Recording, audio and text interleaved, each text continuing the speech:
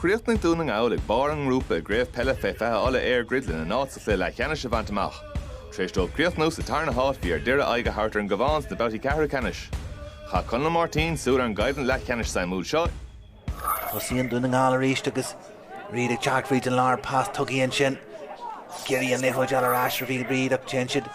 a ráistin sin agus ní seo teachtas teach agus iireach dochréid de teachtas teach an sin. Lewis in ish,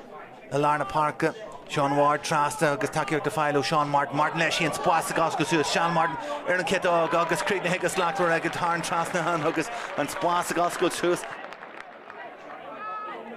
Rat Ebert and Sky and Sean Martin ag teach Trasta and sin agus stoppachar leis an gluiseacht hon tosaí agus Royce Mo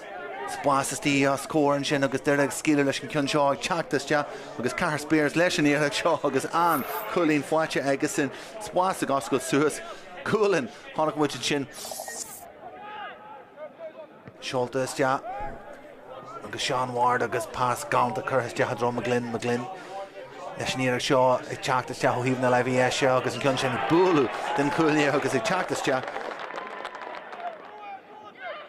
Gary and Spas Oscar Suas agus in this janta go moig Doherty agus Ashin switch for the bomb wine Doherty leis near Shaw agus Curtis ja hey Ashin Doherty Jira VDE run a wider in sin agus Creaobh mar Jurachan is ja higan hanga hanshin agus shin score either her father washing Doherty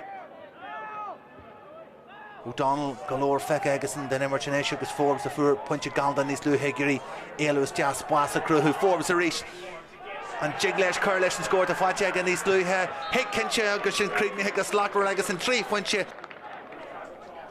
Dere V and Sinclair Canish and Neri Booche Egan Doon Giri Arch Winche Maharish Ak Fragra Gafoil Eg Doon nGall in Sinclair Shaw slash Kimmer Doi Jantaku Tash the goal Fanya agus Creedney has Ja agus Horan Trasnan Kaishid na Tossi a Chur and Leroyd and Dinya's farm McGlinnish Dinyako shoot Tashid a Gadahir Kuig Iad den éisic smuitiú faú ar a tíomh